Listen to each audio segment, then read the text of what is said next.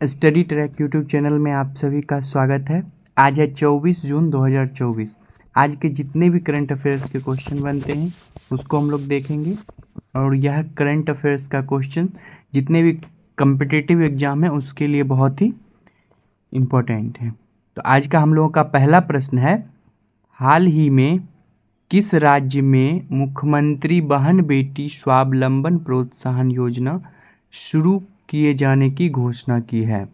तो मुख्यमंत्री बहन बेटी स्वावलंबन प्रोत्साहन योजना झारखंड की सरकार ने शुरू करने की योजना की है। अब हम लोग इससे जुड़े फैक्ट देखते हैं।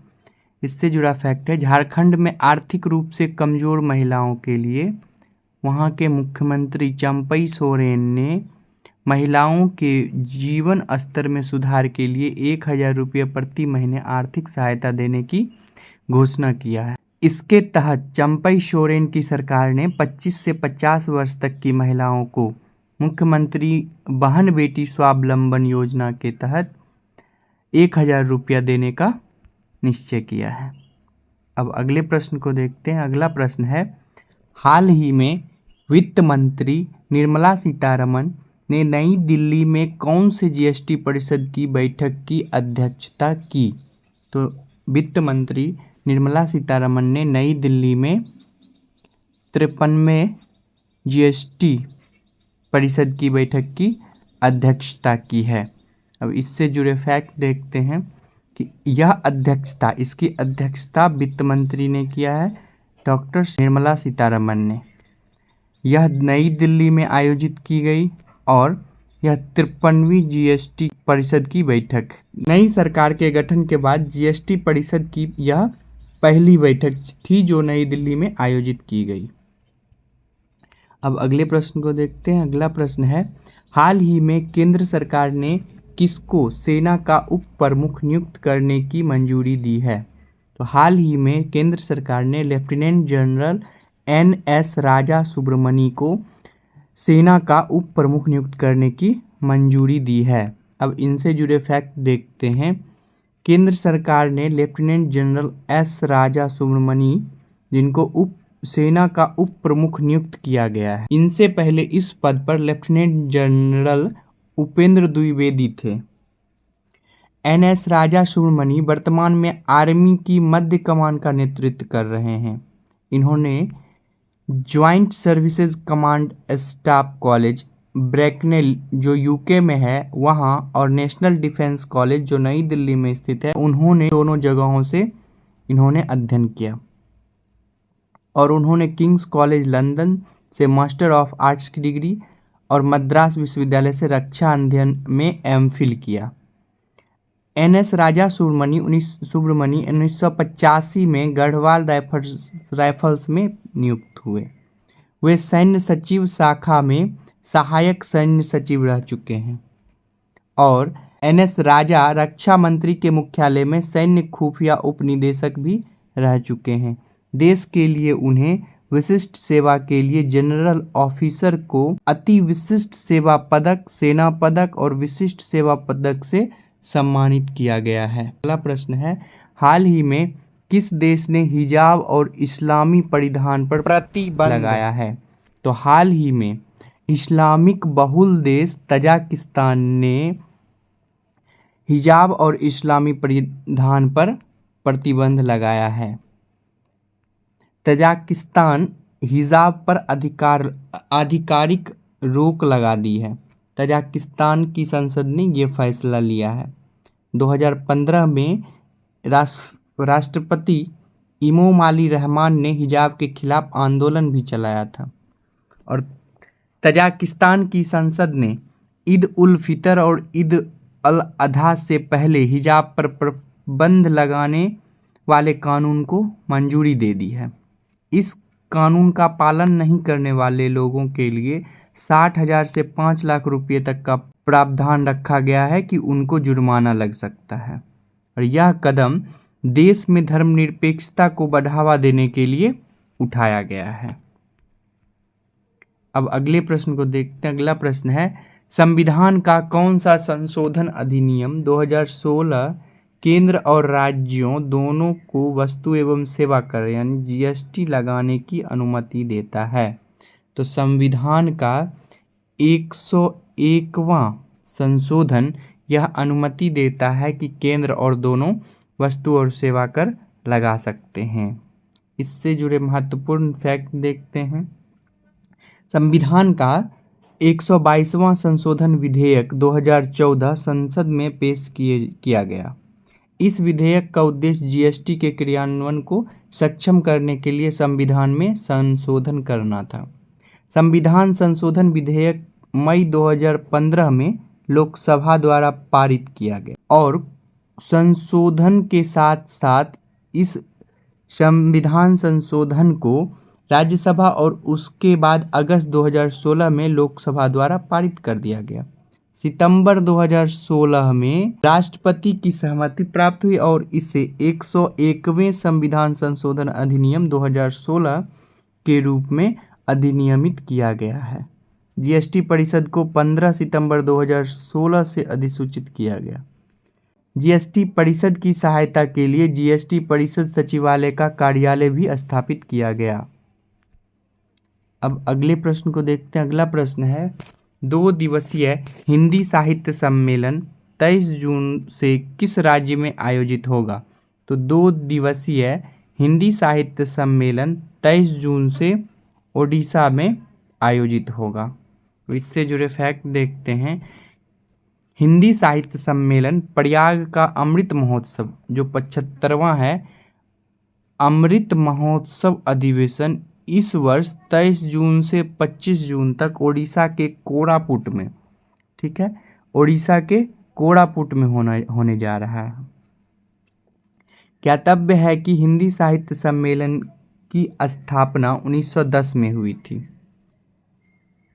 इसके प्रारंभिक सभापतियों में मदन मोहन मालवीय और महात्मा गांधी दोनों शामिल हैं।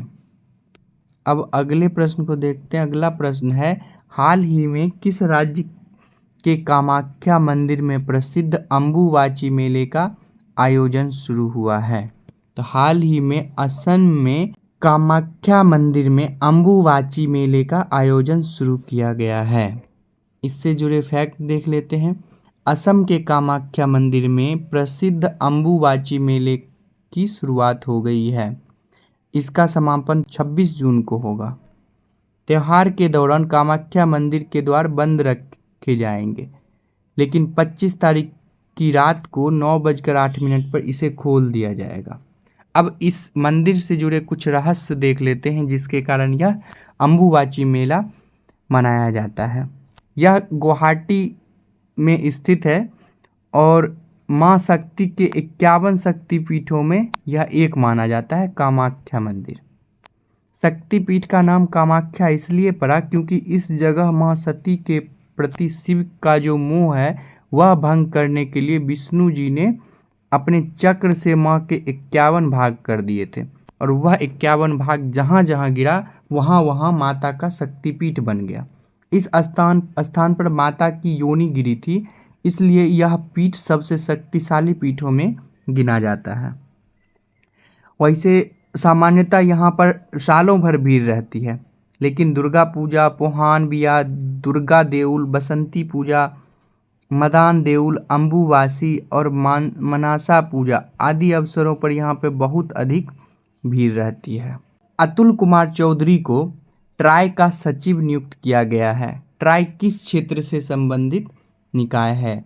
तो अतुल कुमार चौधरी को ट्राई का सचिव नियुक्त किया गया है। यह दूरसंचार से संबंधित निकाय है। अब इससे जुड़े कुछ फैक्ट देख लेते हैं। सरकार ने 20 जून को अतुल कुमार चौधरी को भारतीय दूरसंचार नियामक प्राधिकरण ट्राई का नया सचिव नियुक्त किया है। यह पद 31 मई को इस पद पर इनसे पहले वी रघुनंदन थे जिनकी सेवानिवृत्ति हो गई, उसके बाद यह पद खाली हो गया।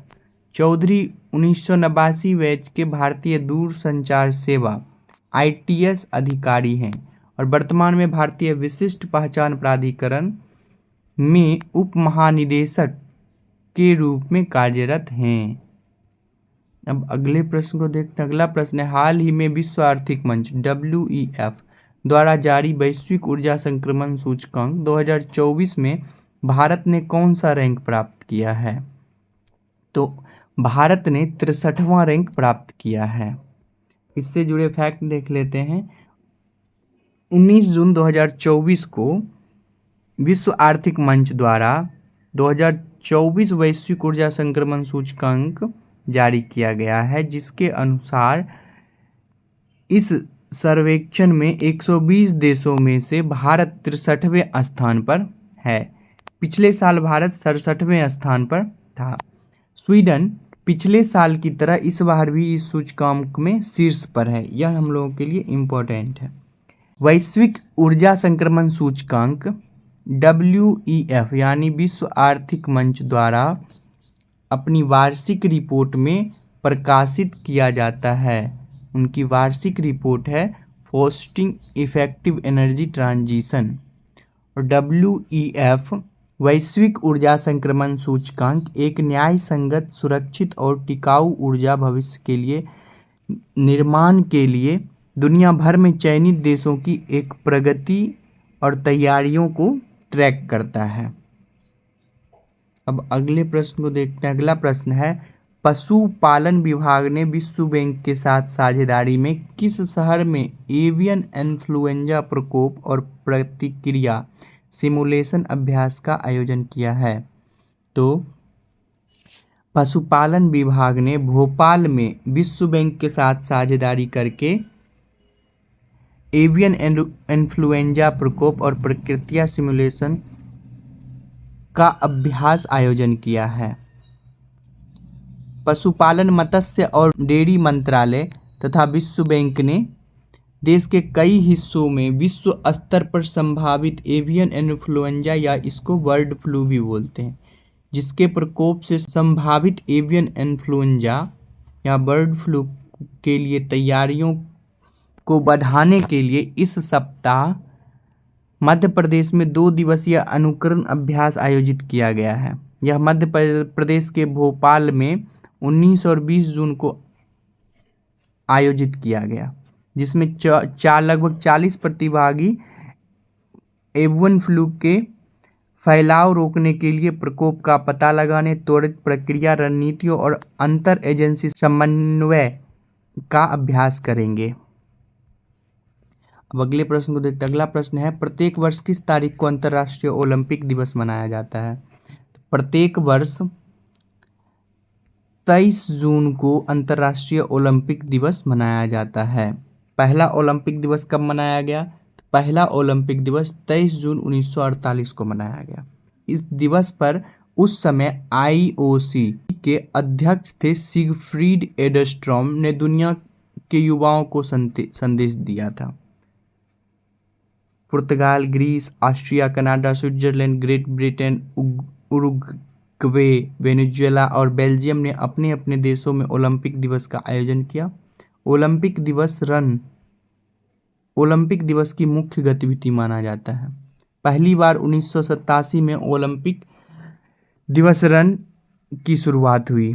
इस आयोजन का ओलंपिक दिवस मनाने और सामूहिक खेल के अभ्यास को बढ़ावा देने के लिए किया गया, और इसके लिए राष्ट्रीय ओलंपिक समितियां जो है NOC, इनके द्वारा भी यह हर साल आयोजित किया जाता है।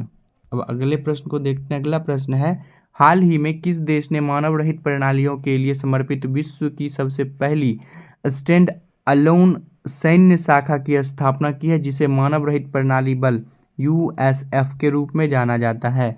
तो इसे यूक्रेन ने स्थापित किया है। इससे जुड़े फैक्ट देख लेते हैं। यूक्रेन के सशस्त्र बलों ने आधिकारिक तौर पर मानव रहित प्रणाली बल लॉन्च किया है, जो मानव रहित प्रणाली की इकाइयों का समर्थन और विकास करने के उद्देश्य से नया स्टैंड अलोन सैन्य शाखा है। यूक्रेन ड्रोन प्रणाली के लिए समर्पित एक सैन्य शाखा स्थापित करने वाला दुनिया का सबसे पहला देश बन गया है। अब अगले प्रश्न को देखते हैं। अगला प्रश्न है, निम्नलिखित द्वीपों के युग्मों में से कौन सा एक 10 डिग्री जलमार्ग द्वारा आपस में पृथक किया जाता है? तो इसमें अंडमान एवं निकोबार 10 डिग्री जलमार्ग द्वारा आपस में अलग किया जाता है। इससे जुड़े फैक्ट देखते हैं। अंडमान निकोबार द्वीप समूह में लगभग 836 द्वीप हैं, जिन्हें 2 समूहों में विभाजित किया गया है, जिन्हें उत्तर में स्थित अंडमान द्वीप और दक्षिण में स्थित निकोबार द्वीप के रूप में जाना जाता है। तो मैप पर जानते हैं हम लोग, उत्तर ऊपर होता है और दक्षिण नीचे होता है। तो अंडमान उत्तर में है और निकोबार दक्षिण में है। इन दोनों के बीच 10 डिग्री चैनल द्वारा इसे अलग किया जाता है। ठीक है, अब अगले प्रश्न को देखते हैं। अगला प्रश्न है, हाल ही में अंतर्राष्ट्रीय श्रम सम्मेलन का 112वां सत्र कहाँ आयोजित किया गया? तो हाल ही में अंतर्राष्ट्रीय श्रम सम्मेलन का 112वां सत्र जिनेवा में आयोजित किया गया है। अब इससे जुड़े फैक्ट देखते हैं। 112वां अंतर्राष्ट्रीय श्रम संगठन ICLC 3 से 14 जून 2024 तक जिनेवा में आयोजित किया गया। इसमें लगभग 5000 से अधिक प्रतिनिधियों ने हिस्सा लिया, जो सरकारों, नियोक्ताओं और मजदूर संगठनों का प्रतिनिधित्व करते थे। 113वीं ILC जून 2025 में आयोजित की जाएगी। ठीक है, अंतर्राष्ट्रीय श्रम संगठन ILO एक संयुक्त राष्ट्र एजेंसी है, जिसका कार्य अंतर्राष्ट्रीय श्रम मानकों को निर्धारित करके सामाजिक और आर्थिक न्याय को आगे बढ़ाना है। इसकी स्थापना 1919 में राष्ट्र संघ के तहत की गई थी और यह संयुक्त राष्ट्र की पहली और सबसे पुरानी विशेष एजेंसियों में से एक है। ILO 187 देश हैं। ILO के अंतर्गत संयुक्त राष्ट्र के सदस्यों में 193 देश हैं, जिसमें से 186 देश इन सदस्य देशों में हैं और एक कुक द्वीप समूह है। इसका मुख्यालय स्विट्जरलैंड के जिनेवा में स्थित है। दुनिया भर में इसके लगभग 40 क्षेत्रीय कार्यालय और 107 देशों में इसके लगभग 3381 कर्मचारी कार्यरत हैं, जिनमें से 1698 तकनीकी सहयोग कार्यक्रमों में और बाकी परियोजनाओं में काम करते हैं। अंतर्राष्ट्रीय श्रम संगठन का उद्देश्य यह है कि इस सम्मेलन में श्रम मानकों को स्थापित किया जाए और उसे अपनाने के लिए प्रमुख सामाजिक और श्रम प्रश्नों पर चर्चा की जाए। यह संगठन बजट को भी अपनाता है। अब अगले प्रश्न को देखते हैं। अगला प्रश्न है, हाल ही में किस देश ने नागरिकों से विवाहित अवैध अप्रवासियों को भी देश की नागरिकता प्रदान करने का प्रस्ताव की घोषणा की है? हाल ही में अमेरिका ने अपने नागरिकों से विवाहित अवैध प्रवासियों को भी नागरिकता देने की घोषणा की है। अमेरिका के राष्ट्रपति जो बाइडेन ने अमेरिकी नागरिकों से विवाहित वैध अप्रवासियों को भी देश की नागरिकता प्रदान करने के प्रस्ताव की घोषणा की।